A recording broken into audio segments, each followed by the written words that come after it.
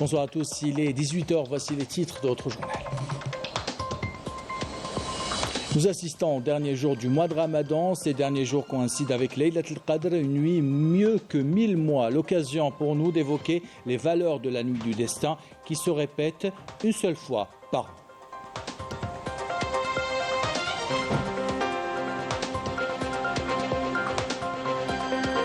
Nous vous emmenons ce soir assister à Salat Tarawih dans la plus grande mosquée de Marseille, un repère pour les Algériens et les musulmans de la cité phocéenne.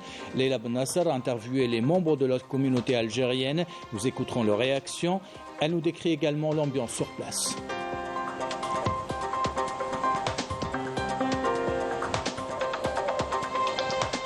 Et Abou Bini Afef Belhouchet nous propose de découvrir comment notre consulat a décidé de conjuguer ses efforts avec les mouvements associatifs. Une collaboration qui permet chaque soir d'offrir près de 300 repas chauds, de quoi rapprocher davantage les membres de notre communauté en ce fin de Ramadan.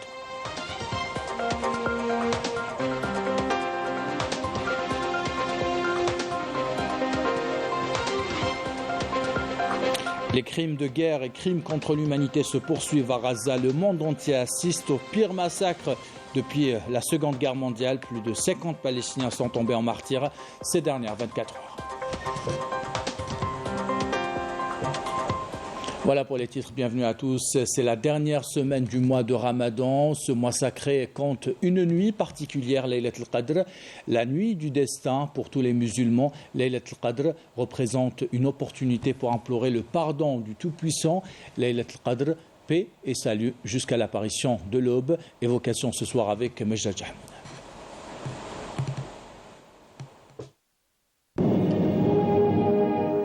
La nuit du destin, une nuit de spiritualité et d'une valeur inestimable. Une nuit de bénédiction que Dieu a décrétée comme étant meilleure que 1000 mois. Une occasion aux millions de jeûneurs d'implorer le pardon du Tout-Puissant.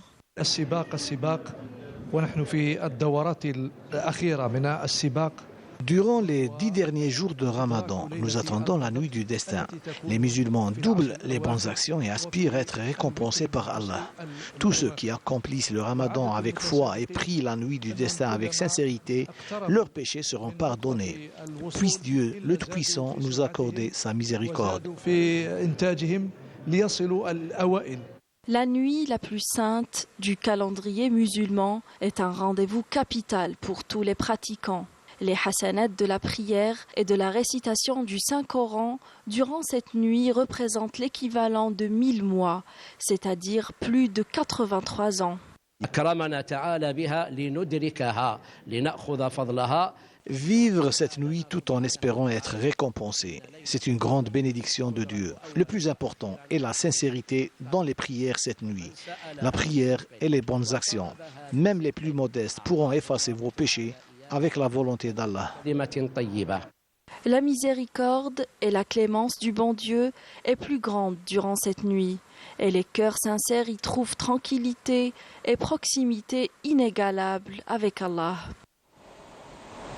Laylat al-Qadr qui sera célébrée ce soir à Jama al-Jazair. Elle est célébrée également par notre communauté algérienne à Marseille. Une mosquée représente une destination privilégiée. Vous allez le voir pour plus de 2000 fidèles algériens et musulmans qui habitent la cité phocéenne, la mosquée An-Nasr de la Caplette, plus qu'une simple mosquée, un lieu qui permet à notre communauté, hommes, femmes et enfants, de prier, de se rapprocher de Dieu, des valeurs de notre belle religion et naturellement de la mère patrie. C'est un reportage signé notre envoyé spécial à Marseille, Lilia Benasser. La communauté algérienne établie à Marseille a réglé sa montre à l'heure du Ramadan. Un mois de piété et de miséricorde, les fidèles répartis sur les départements du Bouches-du-Rhône et du Vaucluse que compte la ville de Marseille vivent ce mois sacré dans la ferveur et l'élévation spirituelle. La prière de Tarawih occupe une place de choix dans le cœur des fidèles qui s'appliquent d'une manière régulière à la suivre dans un élan de dévotion et d'humilité. Et une fois qu'on finit notre journée de travail, on rentre chez nous, on allume la télévision algérienne, on écoute l'adhan, on prend la shorba en famille, on partage les moments en famille, on apprend à nos enfants la valeur de ce mois sacré du Ramadan. Et après, une fois qu'on finit, on se dépêche pour venir prendre place ici à la mosquée pour faire la prière de l'Aïcha et Tarawih.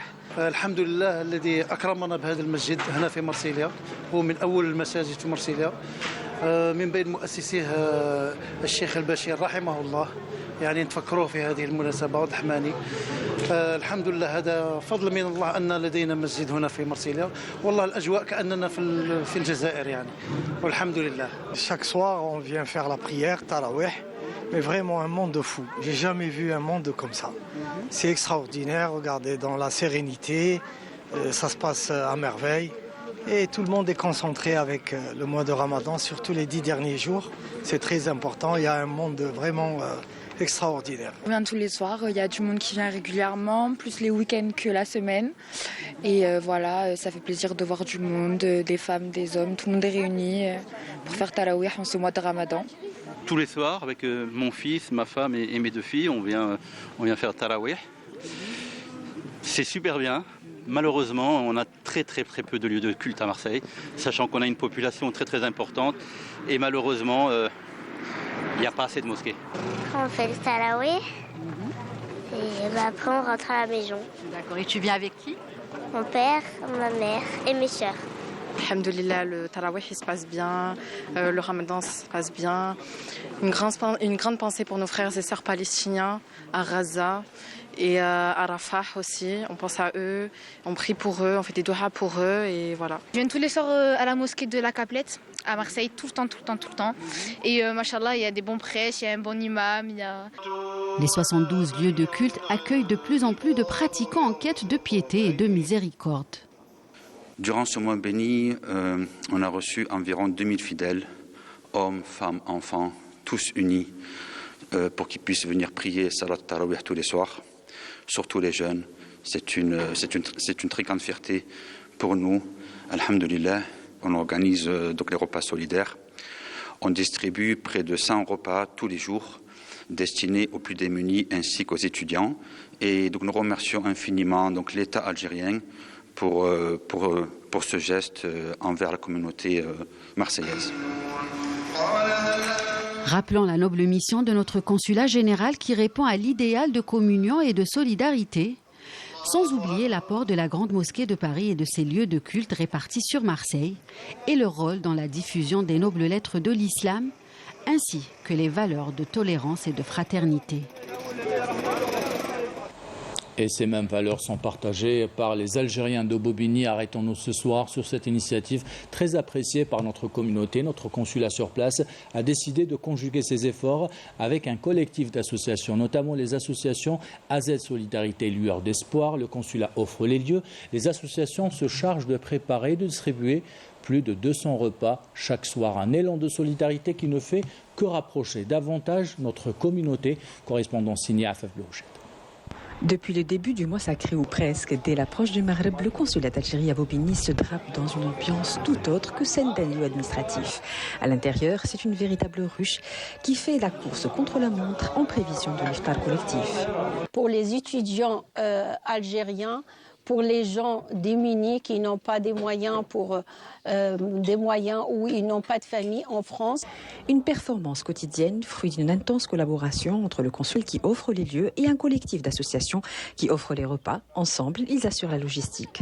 Il y a une association très importante qui est la Lueur d'Espoir, à la tête Madame Safia, qui organise elle-même avec son équipe la préparation de tous les repas et la distribution de tous les soirs. On a commencé par les débuts de les semaines Ramadan par 40 personnes à 50 personnes. Et là, actuellement, on est arrivé jusqu'à 250 et plus. Un élan de solidarité qui va au-delà d'une simple distribution de repas, mais une école de dévouement, du sens d'abnégation pour les grands comme pour les petits qui s'allient tous pour apporter aussi du réconfort. ونشكر رئيس الجمهورية عبد المجيد تبون فيكم الصحة والقنصل تاعنا وبارك الله فيكم. On remercie surtout beaucoup إذا كي خدمنا دايا سجل شغل نصلحون تعاونا au profit des autres parce que ça a les mots, ça a le sens des nationalistes, c'est des Algériens de souche donc خدمن pour les إيوايف مثلا.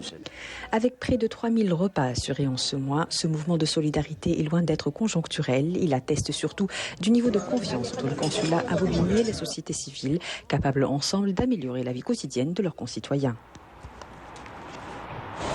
Voilà pour cette page consacrée à notre communauté à Marseille et à Bobigny. L'actualité internationale toujours dominée par ce crime de guerre commis contre les Palestiniens. C'est une autre journée de massacre sous un silence complice d'une grande partie de la communauté internationale. Au moins 54 Palestiniens sont tombés en martyrs ces dernières 24 heures à Gaza. Le Conseil des droits de l'homme de l'ONU a adopté aujourd'hui une résolution qui appelle, je cite, à l'arrêt de toute vente d'armes à l'entité sioniste. Les détails avec Marim Dems. Ravagée par les agressions sionistes depuis 6 mois, la bande de Gaza subit des crimes de guerre tous les jours. Les agences humanitaires réitèrent une fois de plus le rappel pour un cessez-le-feu immédiat. Le Conseil des droits de l'homme de l'ONU a adopté une résolution appelant à l'arrêt de toute vente d'armes à l'entité sioniste qui mène une agression dévastatrice depuis le 7 octobre. 28 des 47 membres du Conseil ont voté en faveur du texte, 6 ont voté contre, dont les États-Unis et l'Allemagne, et 13 pays se sont abstenus, dont la France, l'Inde et le Japon. La décision du Conseil des droits de l'homme représente un tournant significatif, soulignant l'urgence et la gravité de la situation humanitaire à Gaza. À l'instar de son déploiement acharné pour la fin de l'agression sioniste, l'Algérie, par le biais de son représentant permanent à l'ONU, Ammar Benjamah, avait souligné lors d'une réunion du Conseil de sécurité sur le désarmement et la non-prolifération nucléaire la nécessité d'actions concrètes suite à la condamnation des menaces nucléaires de l'entité sioniste. Par ailleurs, l'ONG américaine World Central Kitchen a appelé à une enquête indépendante après la mort de 7 de ses humanitaires dans une frappe sioniste à Del Balah. Elle a souligné l'importance de déterminer la vérité et elle a lancé un appel au gouvernement de plusieurs pays, dont l'Australie, le Canada, les États-Unis, la Pologne et le Royaume-Uni, pour soutenir cette demande d'enquête. Retour algérien, on termine ce journal avec du sport. Le stade annexe du complexe olympique Mohamed Boudiaf a abrité hier soir la dernière soirée d'élite en présence du champion méditerranéen Slimane Moula. La délégation palestinienne d'athlétisme était l'invité d'honneur de la compétition. Couverture de Sid Ahmed Bouraïd. Sur initiative du président de la Fédération algérienne d'athlétisme Yassine Louail, une délégation de la sélection palestinienne se trouve en Algérie pour un stage et pour participer à des courses.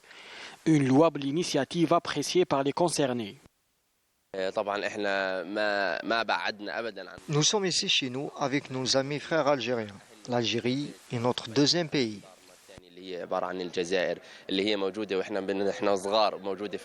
Inch'Allah, j'espère faire un bon stage et améliorer mon temps pour pouvoir participer aux compétitions internationales.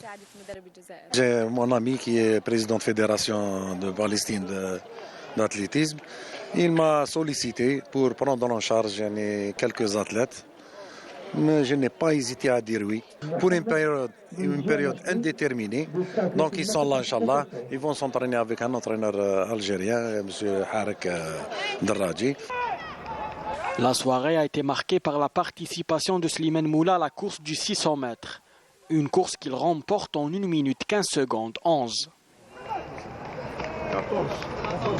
Alhamdoulilah, deuxième compétition cette année. Pour la saison en cours, c'est ma deuxième meilleure performance. J'ai fait un temps de 1,15. Le programme d'entraînement au mois du Ramadan change et c'est pas facile pour nous les athlètes. Ça fait 2 ans que je passe à côté. Je vais faire de mon mieux cette année pour décrocher des médailles. Les médailles les championnats du monde. Donc Inch'Allah, c'est un championnat des Jeux olympiques. On notera également la belle performance de Ounes Cheima de l'ES Ben Aknoun au 800 mètres féminin qu'elle a remporté en 2 minutes 07,70. La course du 400 mètres masculin a été remportée par Anes Hammouni du Krepsem en 47 secondes 23. Et ainsi va l'actualité. C'est la fin de ce journal. L'équipe de la rédaction qui l'a préparé, l'équipe technique qui l'a réalisé. Merci de l'avoir suivi. Merci pour votre fidélité. Ça rapporte.